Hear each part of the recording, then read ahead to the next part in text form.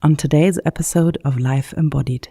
Give yourself permission to be a playful person. Give yourself permission to touch the world. You know, I guess the big saying among the younger crowd these days is touch grass. Go touch grass. Take your shoes off, walk in the grass, hang from a tree branch. It will be healing for sure. Welcome to Life Embodied, where we explore how an embodiment practice can support us in meeting the challenges of life. How can we surf the waves of life deeply anchored in the safety of our bodies? How can we learn to trust our capacity to be with intense sensations and emotions? How can we cultivate body awareness, and why does it matter? Episodes include interviews with experts and practitioners that bring their knowledge and passion and share practical tips for your everyday life. I am your host, Katharina Alf. Thank you for joining us and enjoy the conversation.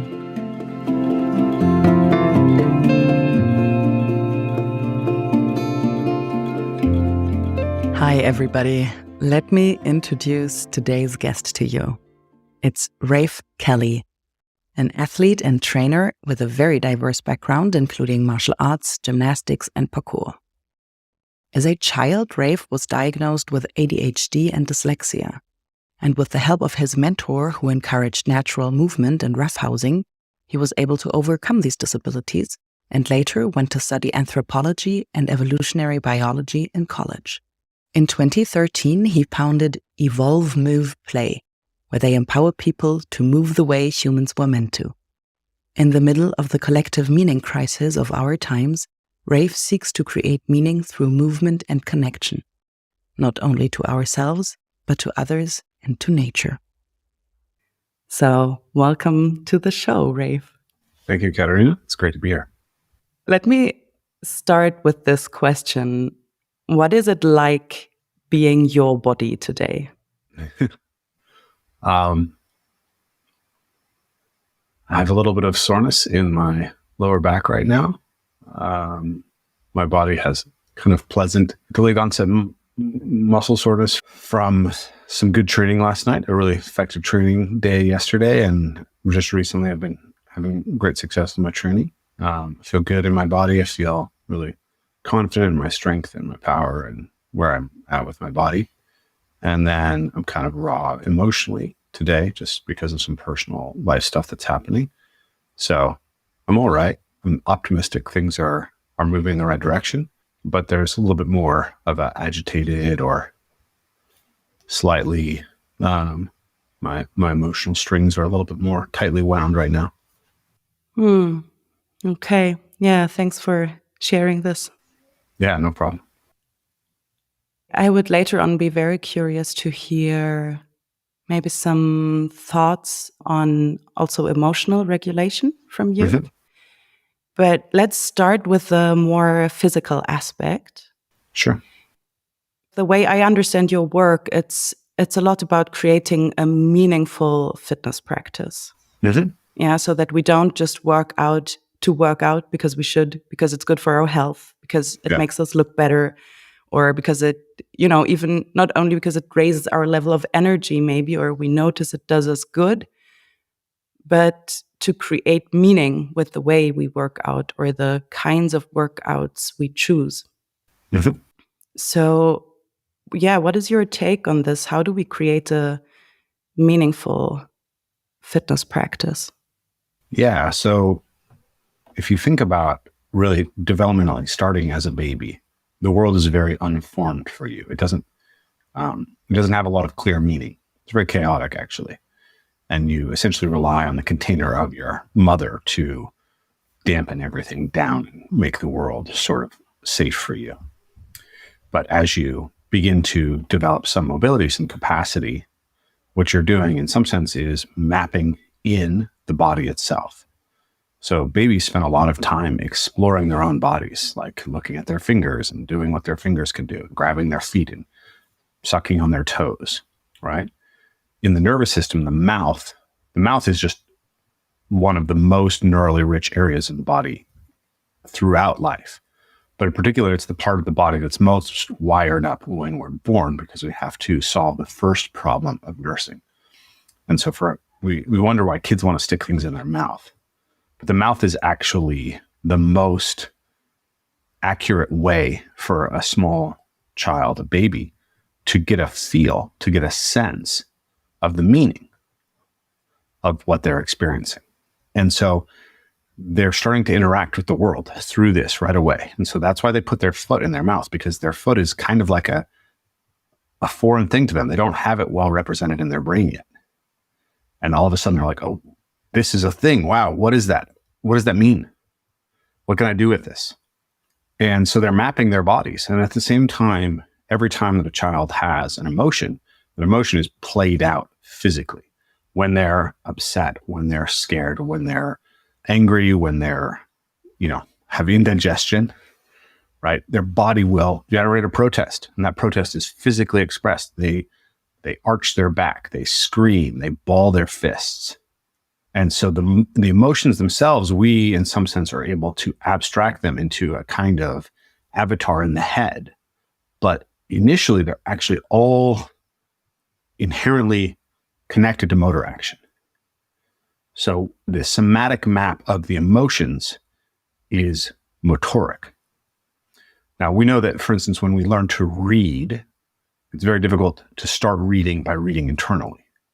And so when we read, or even when we think, what we're actually doing is speaking, right? You have a narrative in your mind that's playing, right? Why did I do this thing? Maybe I should have done that thing, right? You think of that as like pure unformed thought.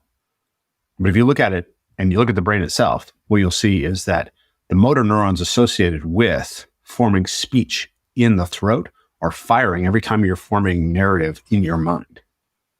You've just learned to inhibit those neurons down to the point, or the physical aspect of them, to the point where you're not perceptually able to pick up that you're actually moving in order to think.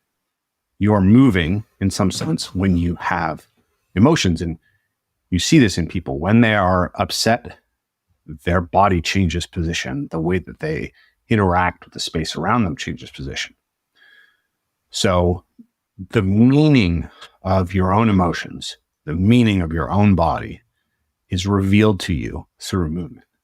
And we forget this as we kind of evolve into a Cartesian sense of the self. And then the same thing happens to the environment. So a small baby really has a very limited environment. Its environment is its mother's body, right? And the constraint and the affordance that it's looking for is the affordance to nurse and to be warm, right? And it's communicating and to be cleaned, right? But it relies on its mother to be cleaned. So all those things are just being played out in that dynamic. But as that baby develops the capacity to move itself, all of a sudden it is figuring out what everything means in the world.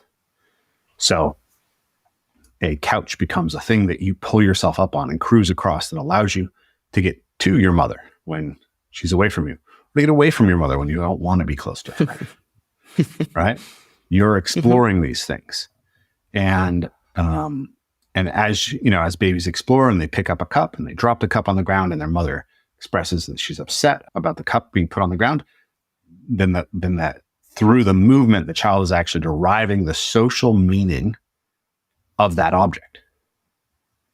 So we are constantly cultivating the meaning of the world. And then the same thing happens as we move into moving with other people. So with your mother, you start with nursing, but then you're playing peekaboo, you're gesturing, you're smiling.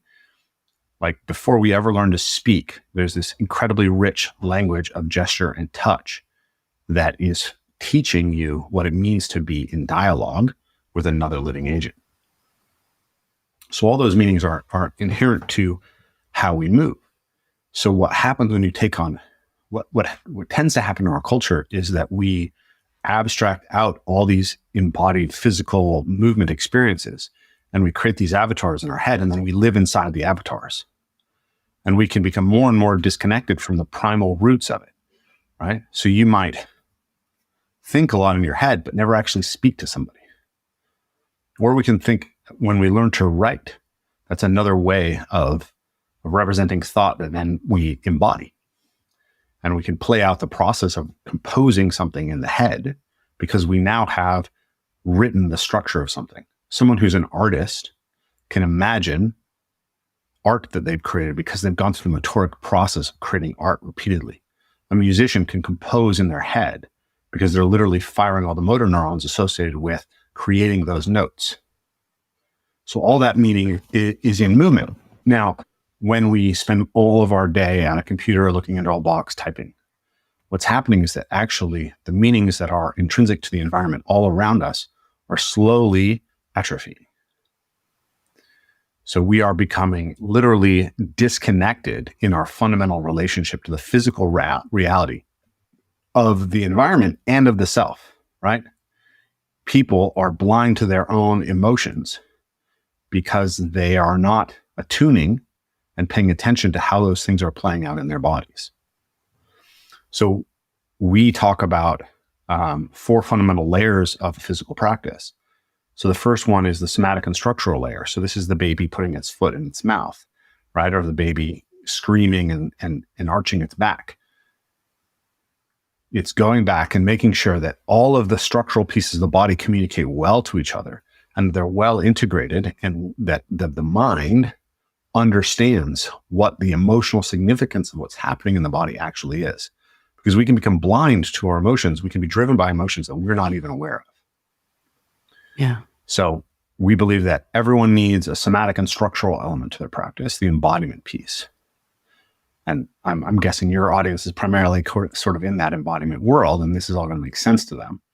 But what I don't think is realized widely in the embodiment community is that's really only one of 4 fundamental relationships that we have to have, right? We can't spend all of our time kind of at the developmental stage of 0 to 6 months. Yeah. Sometimes we really, really need it, right? Yeah. But like you didn't evolve to just like have a really sophisticated sense of your emotions in your body or a sophisticated sense of how your structures interrelate. You evolved to be able to use that body mind to go out and accomplish things in the environment. And the things that we accomplish in the environment fundamentally have to do with being able to move through the environment, being able to manipulate the environment, and being able to work with other agents in the environment. So for us, a practice that has to go from that structural and somatic layer to a locomotive layer.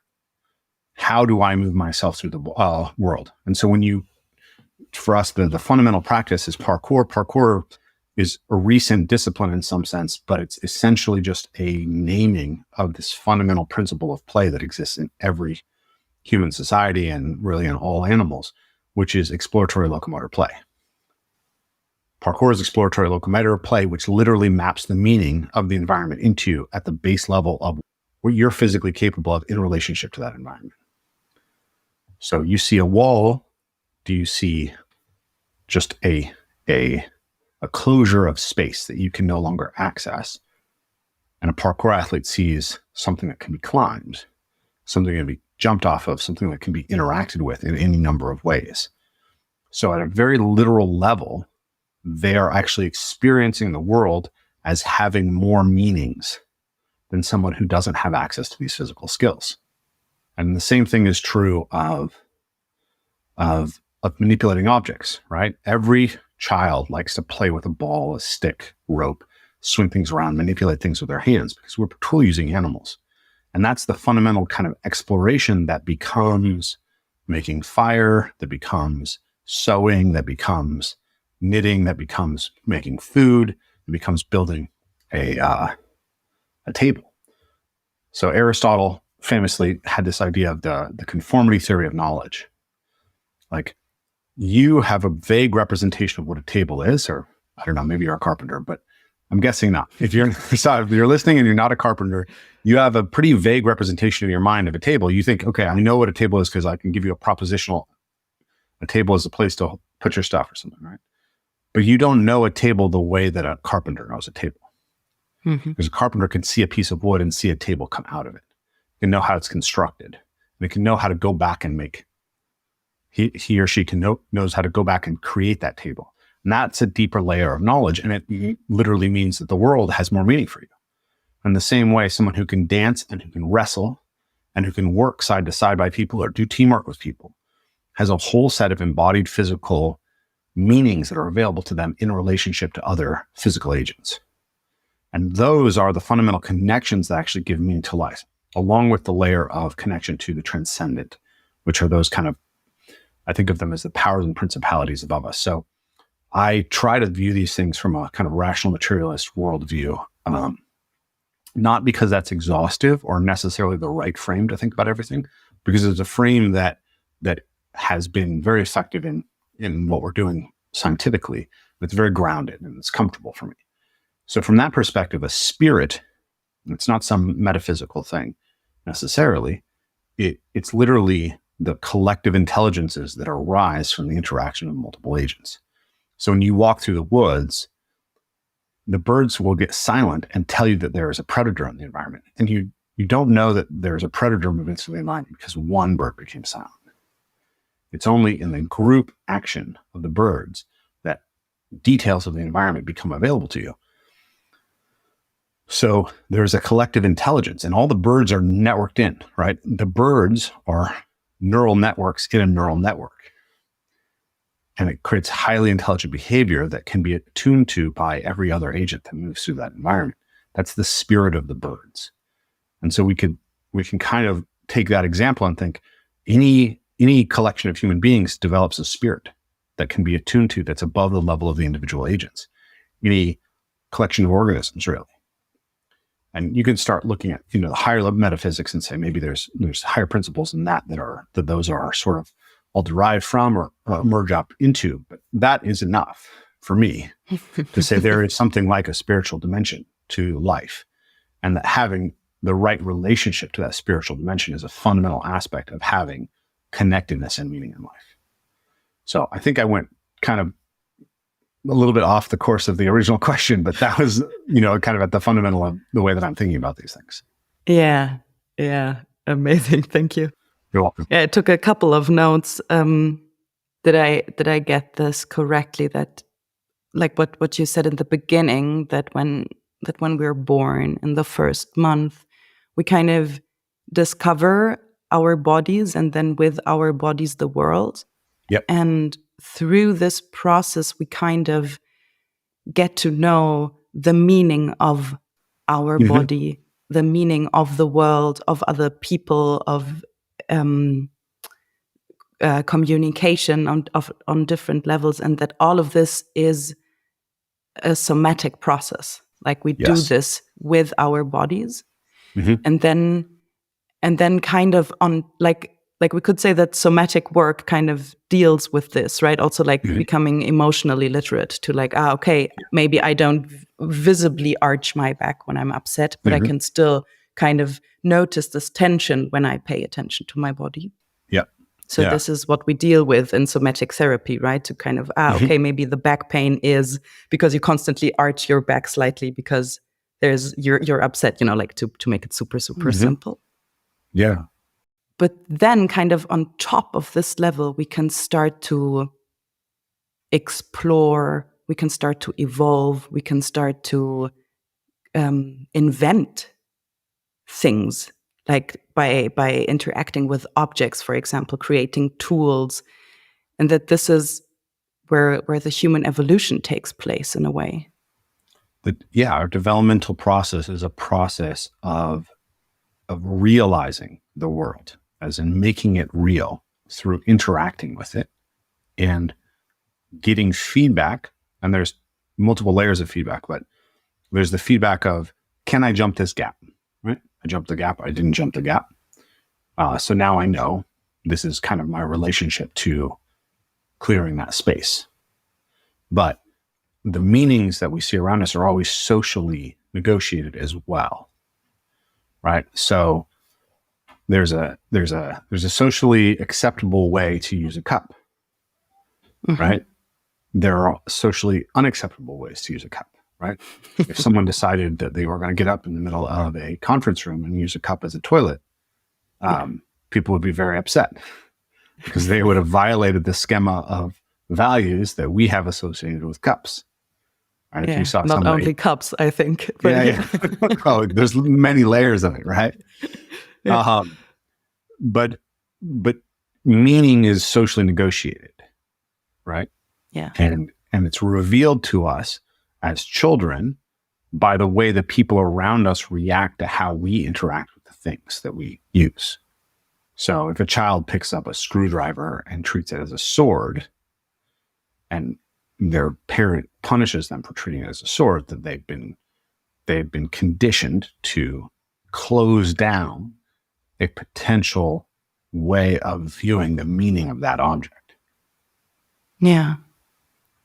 And a lot of it happens probably also by observing how the grown-ups use specific tools.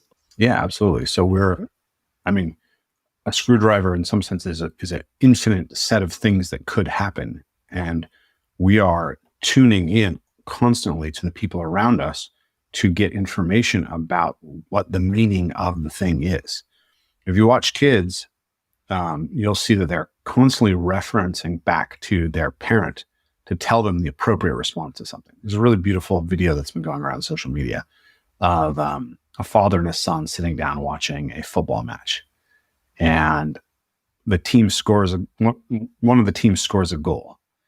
And the little boy throws up his hands like, "Oh my God, this is so exciting. This is so good."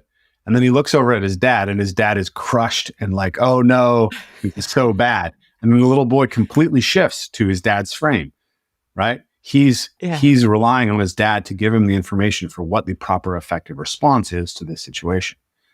When the gold team scores, we feel sad. When the red team scores, we feel happy. Yeah. And when you see, one of the things that's a huge pet peeve of mine, I think it's so important and people don't realize it. We are constantly giving children the message that moving their body in the environment is scary and unsafe, and that falling down is not safe. So if a child gets up and tries to climb something, and it's exploring, it's excited, it's in its play state, and the child looks at their parent, and the parent is freaking out about what's happening, the child is going to start to mimic that state, and it's going to learn that climbing things is not safe. And every time that a child falls down, not every time, but many times when a child falls down, they're not injured. Yeah. And they look to the parent for the significance of the fall. So the parent reacts as if the fall is very potentially damaging, and the child will then start crying and need comfort. Yeah. And so what is happening is that as a culture, rather than encouraging courage in our children and resilience, what we're doing is we're inculcating fear and anxiety and distrust of their own body and the environment into them in the way that we are socially responding to their exploratory movement. And I think this is incredibly profound and a root of a lot of problems that we face as a culture. I think people really don't understand to what degree the meanings that we experience are acted out and embodied, and that they're socially negotiated, and that we can do that in a way that can be very damaging to people too.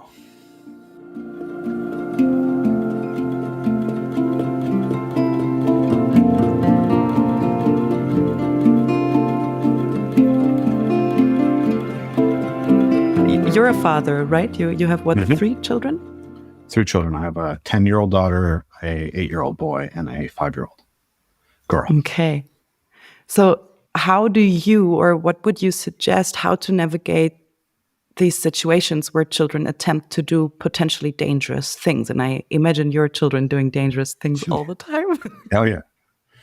My 5-year-old is working on front flips right now. She's very excited by hanging from things and dropping high, right? She's probably dropped maybe up to 4 feet, and that's very exciting for her. So the way that we kind of approach it is we, first of all, try to trust the child generally. Children are actually, past a certain age, they're very good at knowing what their body is capable of. Where they tend to make mistakes is not recognizing hazards in the environment. So they'll look at maybe jumping to grab something, and if they think that they can jump the gap, they probably can. But what they might not realize is the thing that they're jumping to isn't going to be stable and support them. Yeah, sure. So what I try to do with my kids is help them recognize what's happening in the environment. So like, hey, does that look slippery? Does that look secure for your hands? Right. Right now, there's a tree outside the house that the kids love. And, they keep swinging too far out on the branches, and I'm afraid they're going to break the branches. And so I'm just trying to tune them into like, you can swing on the branches. That's fine. I just want you to have your hands close to the trunk. So I'm just informing them about what is a potential risk factor in the environment. And then when they want to do something that I don't feel 100% comfortable with them, I'll ask them if I can spot or if we can create a situation that is safer. If I'm really anxious, I try not to inhibit them and stop them from what they're doing. I try to negotiate a solution that feels safe, but allows them to pursue what they're trying to pursue. Mm-hmm. I mean, you have many abilities and skills, and I assume you trained hard for them. Yeah. And so do your children. I've seen videos of your children doing amazing stuff. And I'm wondering, to what degree do you push them to keep practicing something? Or do you trust in their own love for the thing or their own interest, their curiosity to train whatever they need, wish to accomplish? Or how much do you get involved in this process? Yeah, it's shifted over the years. When I first had my kids, I was very influenced by behavioral genetics, and behavioral genetics mostly shows that parents don't have that much of an effect on their kids. And so my sort of philosophy was like, treat the kid with kindness so that it's a good relationship, right? So that it's enjoyable to be around for both of you. But don't try to install too much in your kids, because they're just going to go out and install the things they want in them, right? In themselves. But over time, I've become a little bit more hands-on and more about encouraging specific things, because I see myself as playing a role of essentially resisting the direction of the culture, right? Uh-huh. So if they're going to be kind of like invited over to friends' houses who are going to eat standard American diets and play video games, it's like they're going to be getting certain messages, certain constraints in that environment. If they're going to be sitting in schools, etc. Like, for instance, I'm having a conversation with my kids right now about when it's appropriate to engage in self-defense. So they are told all the time that violence is never the answer. And I think this is an extremely dangerous message to give children, because when someone is violent towards you, sometimes the only answer you have available to you is violence in return. And if you've been told over and over again that it's never acceptable to engage in violence, you won't protect yourself. You don't have permission. You've had those circuits inhibited in you. So my older daughter in particular is very high in empathy, and she's very sort of has a natural antipathy towards any kind of physical violence. And so for me, it's been very important to put her in situations where she's learning self-defense and she's learning the principles of martial arts. And so we did martial arts with her when she was younger, and that was fine. She roughhouses with me and her brother, and her little sister. But she kind of got burned out and stopped doing it, and we respected that.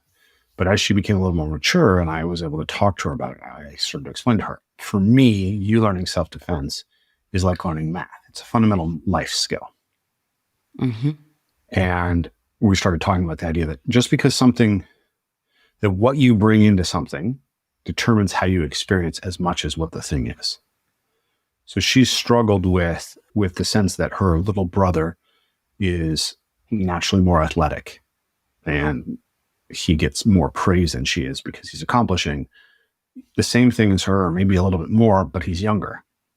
Yeah. And so part of that's mistakes we made as a parent, but part of it is that he will just not stop, right? He will just keep doing the same thing over and over again until he can do it. He doesn't get frustrated to the same degree. He doesn't get anxious when things don't go his way to the same degree as she does. And so she's upset because he achieved the thing and she didn't achieve the thing. And she thinks it's because he's more naturally talented than her.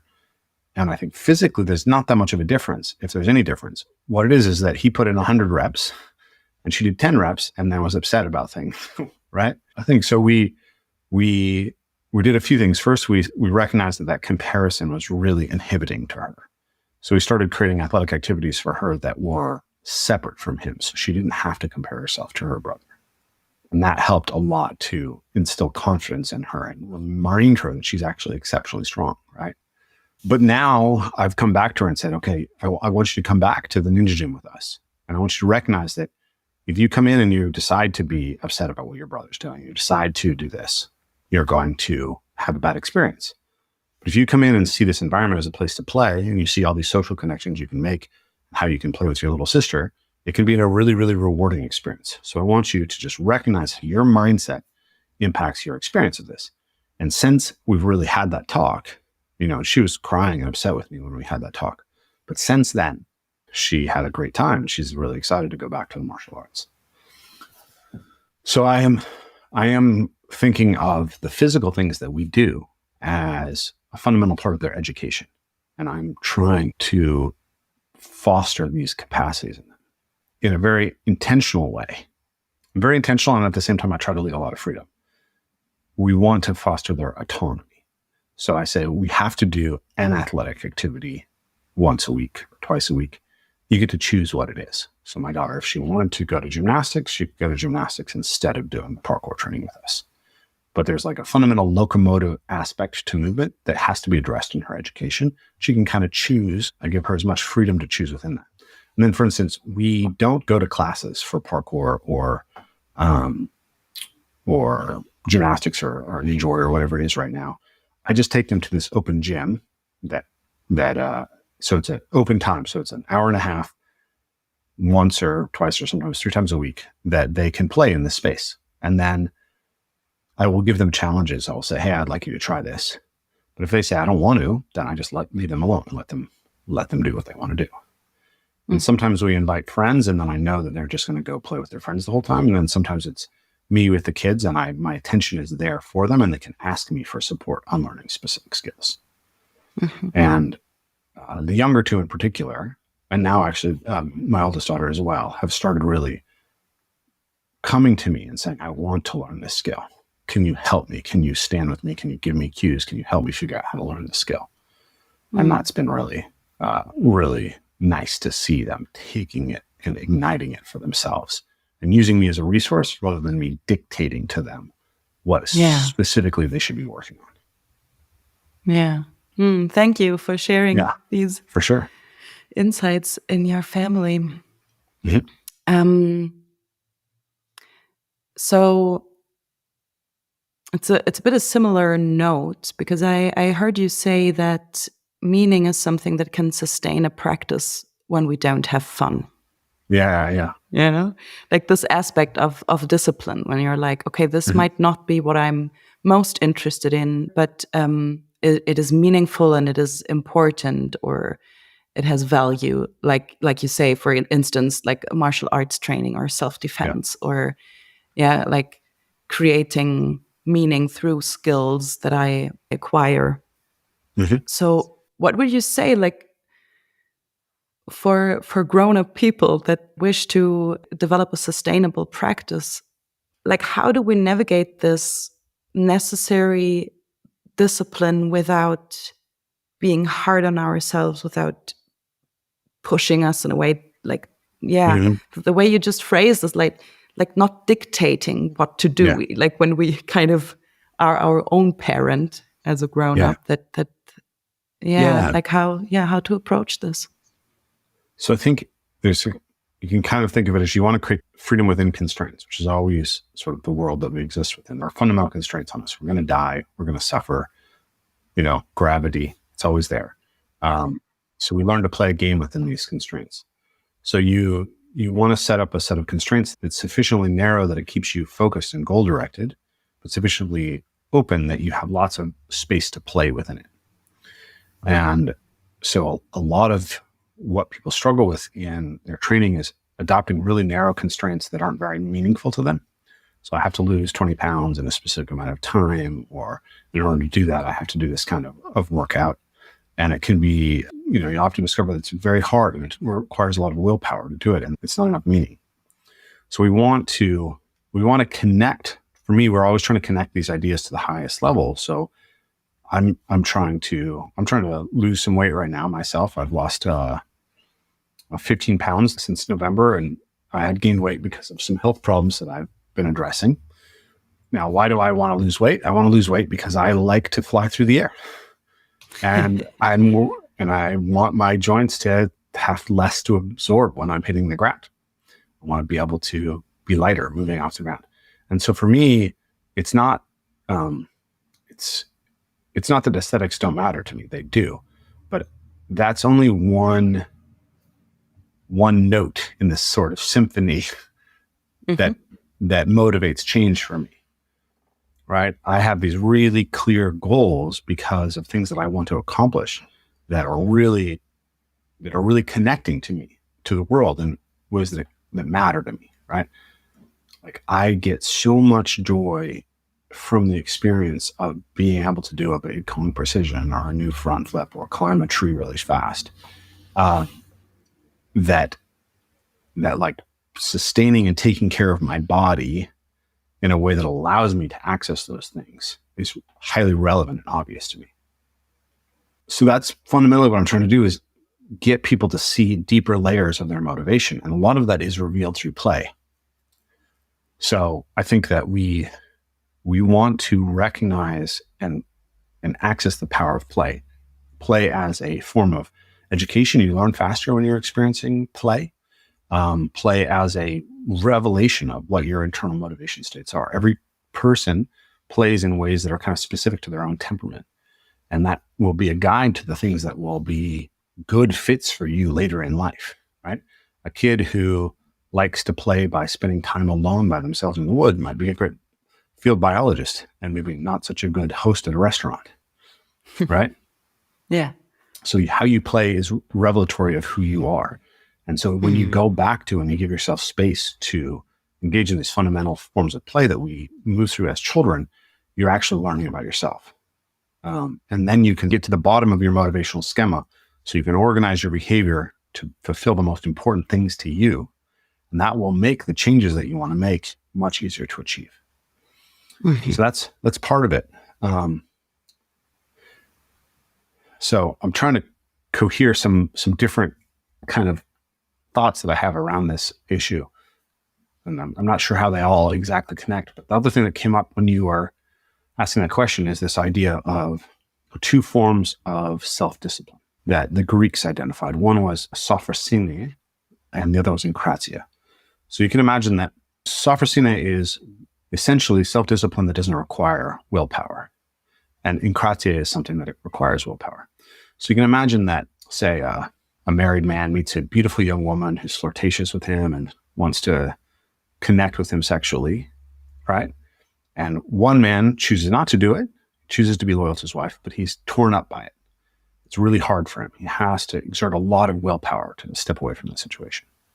The other man can see that this woman is attractive, can see that the potential connection and sexual experience would be wonderful, but just doesn't have any impact. It just glides off the surface. That's sophrosine. So my way of viewing self-discipline is that enkratia is a temporary solution. If you're trying to grit your teeth through setting up your diet, you're going to fail eventually, right? If you are tempted by every woman who flirts with you in a marriage, you're going to fail eventually, right? Or you're just going to make your spouse miserable, right? Because you're punishing her for the fact that you're struggling in yourself all the time. Yeah. So you try to use enkratia to set up systems that allow you to have sophrosinic self-control. To use the example that I just gave of like a sexual temptation, you might ask yourself, what is it in the system of my marriage that leaves something left over for me that's not addressed? How can I go back to my marriage and negotiate so that all my needs are met? Or maybe it's not even in my marriage, but in other aspects of my community. Maybe you're tempted by this potential sexual experience because you're just lonely. You don't have good friendships. And this is one way of having some intimacy that you're actually really needing from your friends and your family. Yeah. So you want to start thinking of when you exert willpower It's to build the systems that allow you to not have to exert willpower, so that your life sets you up to always be tempted only by the good. Mm-hmm. And kind of the last jumble of thoughts that has to do with this is this idea that I've had for many years, that self-development or development in general is always dependent on these two poles of love and discipline, right? To change yourself, you have to care. You have to give yourself care. But then you also have to constrain yourself from behaviors that are not feeding the change that you're trying to use. So you're always, like you want to get fitter, you need to eat less food, you need to train harder, right? But if you just eat less food and train harder and harder, you discipline yourself into depression and anxiety and injury, right? So it's like, you have to recognize there's a point at which the discipline is actually excessive. And then you need to engage in self-care, right? How do I refeed myself? How do I replenish myself? And so you want to be balanced between self-care and self-discipline. And then self-care and self-discipline, or in some sense, it's not just that you want to balance between these two poles. You want to be constrained and free in some sense. It's also that there's a more mature, or there's a shadow to each. Discipline easily turns into abuse of self, or abuse of others if you're applying discipline to others. And self-care easily turns into indulgence. So you could have a relatively even balance between the constraint side and the opening up and bringing things inside. It's very deranged, right? It could be like, for 3 weeks out of the month, I run every day, 20 miles, every joint in my body hurts, right? And I only eat broccoli and rice and chicken, and I hate every meal, and I'm hungry constantly. And then for 1 week of the month, I'm on cocaine and drink tons of alcohol and eat everything, and it's like balance, but it's not good. So the negative side of discipline, is abuse. Are you going on that run because it's actually affording you your goal? Or you're going on that run because it's a way of punishing yourself? Mm-hmm. Are you eating the donut because it's actually going to take care of you? You need what's in the donut? Or is it just indulgent, right? Mm-hmm. So we're always trying to balance those two. And for me, ultimately, those come down to always looking to deepen your knowledge of self and your love of self. And then everything that you could say about how you should treat yourself in that way is how you want to treat a child, is how you want to treat a spouse, is how you want to treat a student. You're always trying to better understand and love more deeply. And to do that, you also always have to be willing to stand against the part of somebody that is not serving them.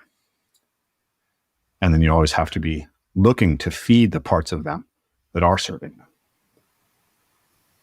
Yeah. So I don't know if I made a clean connection between all those three, but those are the three areas of my thought that seemed related to your question. Yeah, I think probably there's kind of a deep dive into what is meaningful to you, necessary in order to create the structures that will support a balanced habit, right? Because you touched on this briefly when you were talking about your kids, that you have to kind of protect them from tendencies in our society, right? That when they go to friends, they will eat shit and they will play video games, and you have to steer against this. Yeah. So that they will not fall into these addictive habits. And I think we're all kind of exposed to this, right? I mean, you also mentioned sitting in front of screens so much. And then for instance, I live in Berlin. It's a huge city, right? I mean, it's a relatively green city, but it's still a city. And then I really have to take care of being in nature enough, or even at all, I have to actively create this for me. I can't just leave the house and I'm in the forest. I have to take several actions to do this. So I think it's not something that will eventually just happen, that I that I decide, I think it's better to go for a walk than to have another piece of cake. But it's really something that I really have to want this, and I have to know why I want it and why it is meaningful and not only what I'm supposed to do. Yes. Yeah. Yeah. And our whole education system, it tends to be about sort of enforcement of norms and enforcement of things you should know rather than how to generate valid knowledge. And so one thing that's coming out of the motor learning literature is this idea of learning autonomy. So this is a big thing that I focus on with my kids, because I think it's fundamental to actually knowing what is meaningful to you, what your whys are, right? So to ground this down, like I'm watching my son attempt backflips, right? And my first instinct as someone who coached gymnastics for many years is to like cue him on exactly what he did wrong every time he does a backflip. And, years ago, I learned that like lots of cues is definitely not as good as just like one central cue. But I'm even trying to make it's interesting. It's essentially a Socratic approach to teaching, because rather than tell him what he did wrong, I will ask him what he thinks he could have done better, or why he didn't land on his feet on that one. So that I'm getting him to generate his own answers. So I'm getting him to pay attention to what's going on internally. And then I can ask him another question like, okay, so we've done some backflips, and now I noticed that the last few were not as good as the previous ones. So then I could ask him, hey, Kier, are you starting to do you feel tired now? Is that why these are starting to be harder? And then he can tell me like, oh yeah, I feel tired. And then you can give him a choice. Do you want to just stop for today? You've done something, you've accomplished something, that's great. You have the option to quit right now. Or maybe you just need to walk over, grab a drink of water, and then you can come back and keep working on the skill, give your body some rest. And so I'm always trying to set up as many kind of clear choices that they can make within like a goal that constrains the choices, and then a respect for their own system and what's happening in it. Yeah. And trying to attune them to their own awareness of it. And I think that this kind of coaching, it's fundamental, like it's going to get him his backflip faster and more securely, but it's also exemplifying for him a process by which he comes to know what's actually going on internally, and to respect it and view it as central to him accomplishing his goals. Yeah. Would you approach it the same way with an adult student? Yeah, exactly. And how do you carve out goals that are meaningful for them? So we introduced a game and we see how people respond to it, right? That's just a beginning.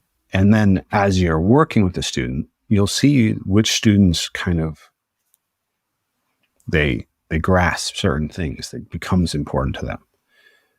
And then you can start a dialogue. That's one of the things that we do in our coaching, is that when we do a drill or a series of drills or a series of games, we will often take a break and have the students discuss with each other what they learned from the drill, how they felt about the drill, how they might want to integrate it into their practice going forward, who they might become if they integrated these practices. So we're always calling forth that internal self-awareness. So they're developing a better model of self through this, rather than having a sort of prefabricated value system stamped on them. Cool. So the first step, it sounds like the first step is really explore through play what gets you going and what is fun and where you feel in your element. And people come to me for a specific reason. They've seen me jump around in trees or seen me do stuff. And so they're obviously called to do something that has to do with what I do. So just by being around me, there's a permission that they have that this is available to them. The social coding of behavior has shifted because I'm holding the space for them to do things they might not normally do. And my staff is. So if we take people to trees and they've seen me jump around in those trees, then the meaning of those trees is I'm allowed to do this. And they might go to the trees in their own city and be inhibited because of their own history and background. But when they see the trees that they've seen me jump on, then they have a sense of, okay, this is okay. And what we find is that that simple sense of permission is usually enough to ignite something in people. Like most people as kids were attracted to climbing trees. And so usually the first thing we do in a workshop when we take people on the trees is like, I want you to imagine that you're 8 years old and you see these amazing trees. How would you respond? Go do that. And spend 5 minutes just letting them play out their inherent play drive in relationship to the trees. And then we can offer them some games to play and see how they respond to the games. And then we can offer them some principles and ideas and techniques to improve how they're able to access and interact with that environment. And then, so we can do the same thing with some rough and tumble play. We can do the same thing with some object games. And as we're doing that, they're essentially revealing something to themselves. Like maybe they came and like the trees were just so good, right? Or maybe they came and it was like, I'm just so attracted to doing this kind of play with other people. And so just exposing people to a new landscape of meaning and giving them freedom to kind of move within it. It's already helping them map who they are internally at a much deeper level.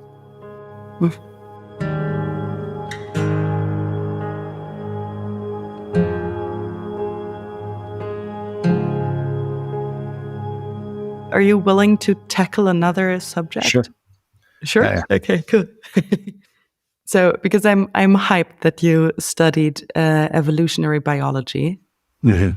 I'm very, very interested in this. Like the whole thing of what did we evolve to do? What is actually appropriate for our species?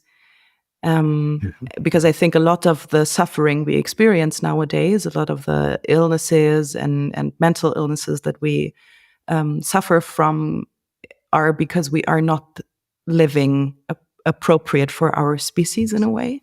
Yeah. But then again, I don't want to romanticize like the Stone Age or any other age, because obviously there were other challenges that we don't want to return to. So it's not about going back to a specific time in our evolution. But on the other hand, it seems obvious that it's necessary to evolve to something else than we are in right now. And I mean, there are approaches with AI to kind of enhance how we engage with the world, or robots that take the heavy lifting off of us so that we can only chat online about the philosophy of things. But so what is your perspective on this? Where are we in our evolution? Like, what kind of turning point are we maybe facing? Or it's not a clear question, I guess, but I think I can respond. I definitely think we're in a point of crisis in the mismatch between the human being and the environment in which we operate. It's important to understand that organisms are always facing a changing environment, right? There's a tendency within the kind of ancestral health community, the paleo community, to think that there's some like point in history, like the African savanna, 200,000 years ago, human beings all lived happily, had plenty of food, had no diseases, were just having sex all the time, and it was perfect, and nobody had war, and nobody ever ate a grain, and therefore they all had 6% body fat and looked like CrossFit athletes. And it's like, this is not how evolution works, right? The reality of evolution is that the environment is always changing, right? So the African savanna was contracting or expanding based on what was happening with the ice sheets and the sun and any number of other systems. And animals were coming and going, right? Some of the animals that we were eating and hunting might have been going extinct because, for whatever reason, some other new predator might be entering our environment. We were getting colonized by bacteria, viruses all the time that were creating crises for us. So it's not a new thing for a human being to be at a point of environmental crisis by any means. And we evolved for that, right? Like everything that evolved because it could survive in this face of change. So there's a way in which the way we think about the ancestral health perspective, to me, it kind of recapitulates the Christian idea of the fall. There was the Garden of Eden, and everything was great.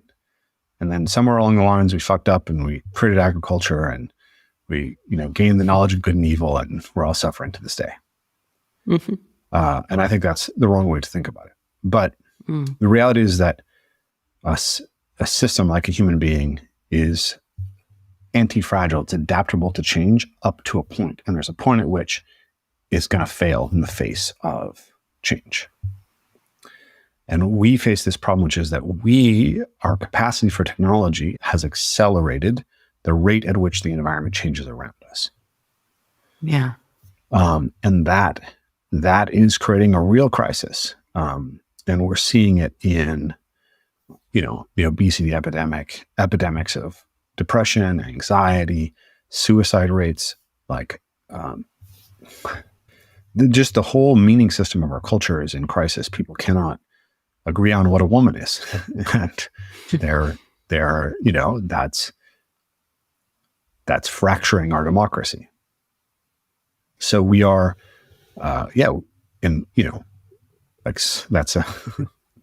really tripped over the hot button subjects here, but like the fact that we can surgically alter someone to be more like the other sex actually does have something to do with the fact that technology is changing the meanings that are available to us in the environment.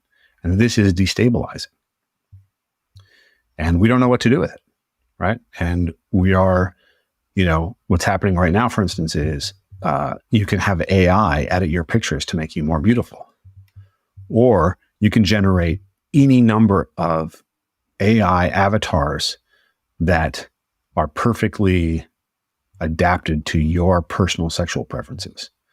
So I believe right now, 26% of young American men between the ages of 18 and 30 have never had sex. Oh, wow. So we have a complete crisis in the fundamental thing of the sexes getting together and being able to reproduce and have children, right? Fertility rates across the world are dropping off a cliff.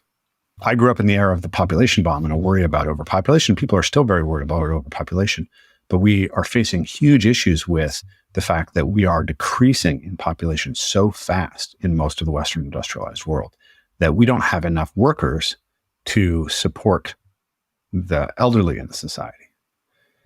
We might not have enough workers to support the fundamental architecture that keeps our society going in a generation or two.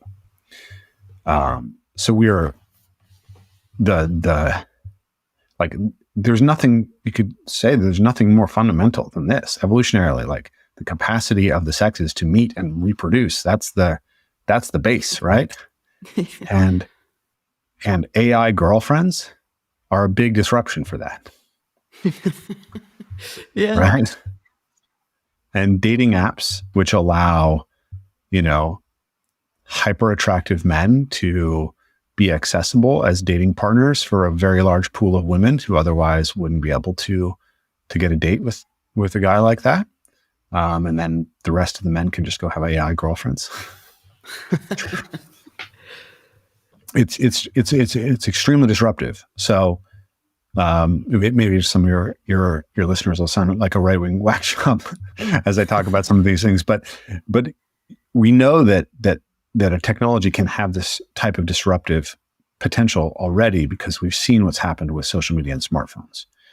And Jonathan Haidt documented this really well in his book, The Coddling of the American Mind. We are seeing huge skyrocketing rates of suicide and depression in 11-year-old girls. Right? 10 and 11-year-old girls, the youngest cohort of girls who basically had zero suicide until quite recently. And it's highly associated with exposure to social media. So girls who are on Instagram when they're 10 and 11 years old, they can, like girls who are 10 and 11 years old are often engaged in a lot of social bullying or victims of a lot of social bullying. But social media amplifies that capacity for bullying vastly. So the social ostracization, the gossiping, those things that are typically female forms of aggression, like social media is the greatest force amplifier for that ever, right? It's like we've moved from the Stone Age of female typical aggression to the nuclear age. And it's literally killing young women and deranging them. So this should be of great concern to people. It should be of great concern to people. And the fact that the next set of we have not adapted to the smartphone era. We have not adapted to the Twitter era, to the Instagram era. And now we're going to be entering the Chat GPT era and the AI girlfriend era and, the VR headset pornography era. Think about like going from pornography to OnlyFans and how you have these parasocial relationships. Now imagine that you could start a corporation where you could generate AIs that are designed to look exactly like you could have 50 girlfriends who are all based on your preferences, but are all slightly variable. So they smash that novelty button, who are designed to be optimal personalities that you can talk to. And so you can generate thousands, tens of thousands, millions of these female AI OnlyFan types, right? Yeah. That are designed to be hyper addictive to young males. Yeah. And the system has so much power to iterate and figure out what's going to be addictive and get its hooks into people. I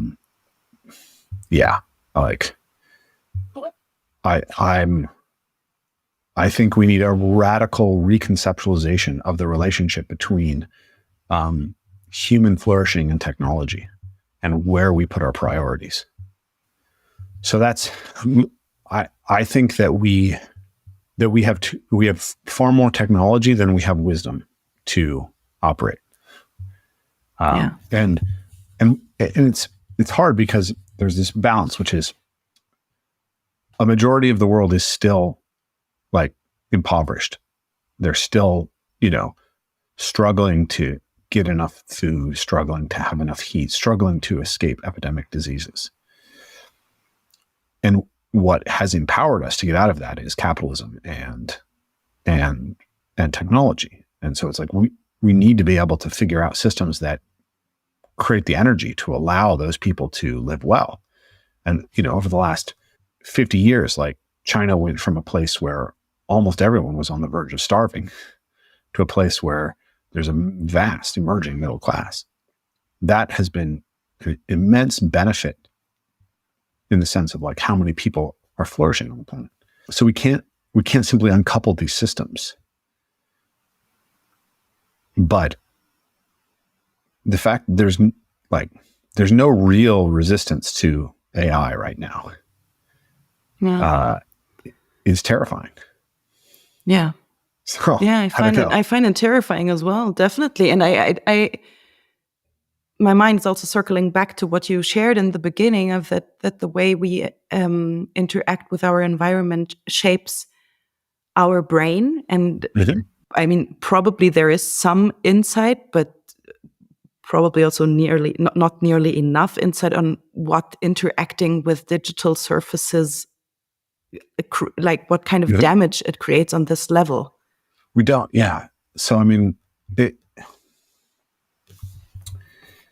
when I, maybe in the late 90s, early aughts, we had a huge panic around, do violent video games cause people to become violent? And then people pointed out that there's no association between playing violent video games and engaging in violent behavior. And that as violent video games have been becoming more common, that violence has been going down or was going down.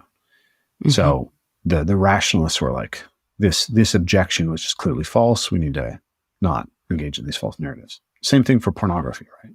It's like, okay, there was a lot of feminists who would say that if you allow men to consume pornography, it will dehumanize and objectivize women, and there will be this sort of chain of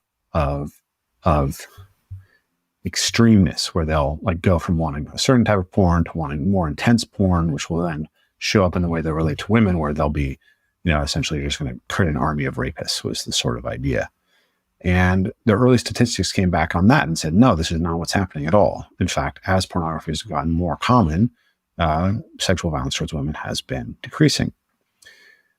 And I think in some sense, those two specific problems that were raised have mostly proven to be untrue. I'm a little bit more leery on the relationship between pornography and sexuality than I am video games and physical violence. But the initial objection wasn't backed by the data. But now we're seeing a different problem, right? The problem with pornography isn't that it's causing men to behave predatorily towards women sexually. It's causing men to not behave towards women sexually at all. Yeah. Yeah. Right? There's the central tendency that, like Jordan Peterson has pointed out within, like, say, progressive versus conservative thinking, is that progressives see what's novel and want to incorporate it. And conservatives see something novel and say, hey, that might be dangerous. We should be careful with it. And that central conservative tendency of, like, let's think carefully about this. There's a famous conservative thinker, G.K. Chesterton, who talks about this parable of the fence, right? So you're walking through the woods and you see a fence, and the fence doesn't seem to be closing anything specific off, and seems to just be a barrier in the way of people. And so the liberal tendency would just be to get rid of the fence. It doesn't serve a purpose, right? And his argument was, if you don't know the purpose of the fence, then you can't be responsible for getting rid of it. And so there's a lot of things in our culture that are sort of like, hey, maybe it's a bad idea to let young men just, like, consume huge quantities of naked sexual imagery, right? And then people are like, well, why? And they're like, well, because they'll be violent towards women. So, well, they're not violent towards women. Maybe that's true, but maybe there's a lot of other problems that are downstream that just haven't been identified. Yeah. And maybe that inherent instinct of, let's be careful with this, actually has some wisdom to it, even if the specific claim was just a rationalization that didn't actually end up being true. Yeah. And so my sense is that there's a lot of ways in which these things are playing out that are impacting the whole culture in very diverse ways. And we aren't responsible enough to be sort of willy-nilly allowing a lot of these things into our culture. Another quote that I love is, the greatest trick the devil ever played was rebranding the surveillance state as social media. I remember when everyone got on Facebook, and it was like Facebook was just a utility that allowed you to do a lot of things socially and make them easier, right? You could organize a party on Facebook and it was easier than having to actually call people. Yeah. And it was like, it's really nice user experience. Everybody's adopting it. It's great, right? Like, what could go wrong with this? Yeah. Like, oh, well, it turns out Facebook's now one of the most powerful entities in the entire world. And they're mining your data to sell it to corporations so they can more effectively sell you products. And they've given it right to the government too. Mainlining the government every single private detail about every single private citizen that they can. And then not only do they have the data, they have so much data that they need to have AIs to run through that data and generate information off of it. Yeah. So we haven't adapted to the fact that we live in the internet age. We haven't adapted to the fact that we live in the smartphone age. And we certainly aren't ready to adapt to the fact that we're moving into the AI age or deep fakes or any of this stuff. So all these companies are just innovating and innovating and innovating. And, they're going to make a buck, but like they literally might be burning the whole thing down. Yeah.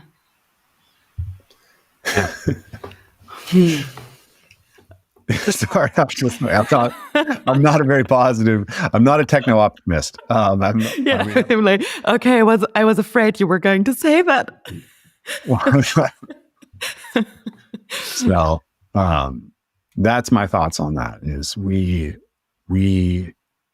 need to redistribute our talent and effort towards the reconnection of the human being and the earth, of the human being and community, and the cultivation of wisdom, not just knowledge. Yes. Oh, yes. There we go. Hmm. Yeah, yeah. Thank you for taking this road trip with me. You're welcome. Yeah.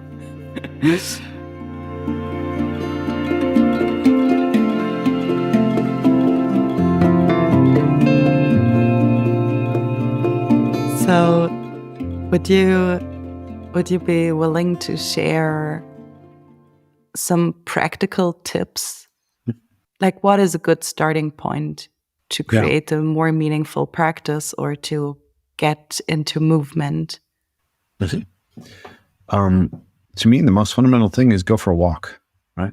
A normal hunter-forager walks 5 to 10 miles a day. Get out, get 5 miles today.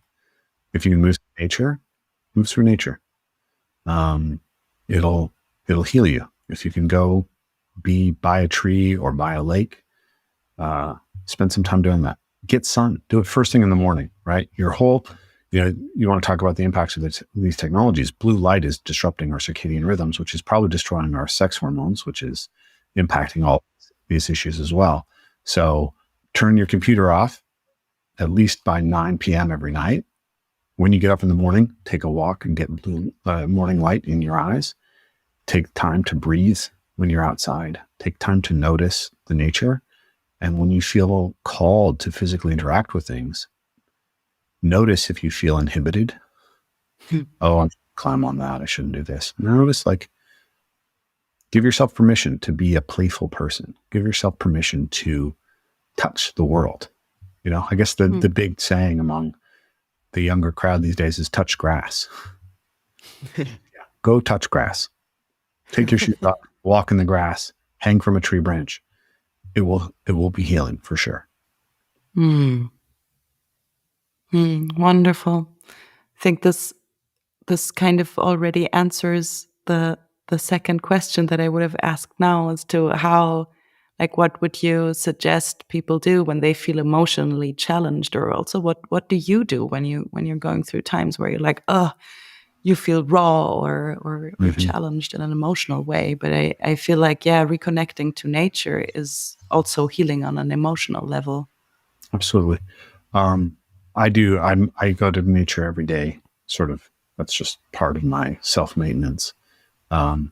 So that's a consistent pattern for me. And absolutely, this morning I was feeling pretty emotionally raw, and I went down. I'm very lucky. I live next to a park that has waterfalls and pools of water and beautiful boulders on this creek.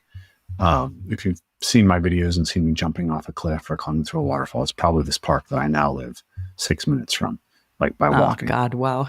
Yeah. So I can walk to the first waterfall on this creek in about less than 10 minutes. Yes, about 7 minutes from the house. So I walked down to the third lowest waterfall of the 4 waterfalls, which takes about 15 minutes for me. I was standing on top of this rock, looking down on the water, running through this beautiful landscape of boulders in this canyon. And I just did some Qigong, basic Qigong. And I did a little energy washing meditation that I learned from a therapist many years ago, and just did that to calm my nervous system down. And so I was recently interviewed by Jordan Peterson, which was a really big moment for me. And I had a bunch of crazy stuff happening right before that opportunity came up. And so I basically was like, I have to put everything else down in order to prepare for this. I have 3 days to prepare for this interview. So I went to the waterfall, and I stripped down and stood on top of the cliff and did the Qigong. And I did this mantra of when I hit this water, I'll wash away everything else that I need to do, and I'll be able to be 100% focused on this preparing for this. I just told myself that over and over again until I felt ready. And then I jumped off, hit the water, and swam out. And then I had a great time. And, it was really I was very dialed for the next 3 days. The other thing that I've been doing a lot recently is I've actually been using one of my teachers, Kit Laughlin's lying meditation series. When I'm under very high stress right now, just have a lot of things on my plate that mean that I'm basically working on something continuously from 6:30 to 10 o'clock at night usually. So when I feel that sense of exhaustion, I will lie down and do a guided meditation that Kit has on his website. So it's a basic yoga nidra lying meditation. And I've found that the practicing relaxation every day has been absolutely critical for me in navigating where I'm currently at in life. Mm-hmm. Yeah, So thanks for that's a sharing. skill. Mm-hmm. So if people are interested, you can find me at evolvemoveplay.com. And we have online courses available there, retreats. If you go to the website right now, it'll say workshops are on hiatus for now, but we are in the process of bringing them out of hiatus and should have new workshops available probably by the time that this airs. So sometime by mid-March, we'll actually have a series of 2-day workshops that will be available for people. And that's really exciting to bring those back. So my staff will be traveling. I may be traveling to some of those dates as well. And yeah, I'm on Twitter and YouTube and Instagram and all the terrible social media. Yeah, I'll put all of this in the show notes for sure Yep. for people to check out. Will you be coming to Europe anytime soon? Do you have plans? I am planning to come to Europe. Yep. I'm planning to teach in Copenhagen in the beginning, the first week of June, and London, the second to last weekend of June, I believe. Yeah. So I'll maybe see you in Copenhagen. This sounds doable. My favorite trees in the world in Copenhagen. It's going to be great. Sweet. Yeah. Okay, Rafe. Thank you so much for your time. Absolutely. Thank you, Katarina. Have a good day. Thank you so much for listening. I hope you enjoyed our conversation. It was a very inspiring one for me, for sure. Rafe's inspirations definitely changed my movement practice and gave me a lot of food for thought that I'm still chewing on. I am aware that we touched on a couple of more controversial topics, and I'm very curious to hear your thoughts on these. Yeah, so please don't hesitate to get in touch if you would like to continue this conversation. And for now, I wish you all the best and happy movement and meaningful movement, and hopefully see you back in 2 weeks.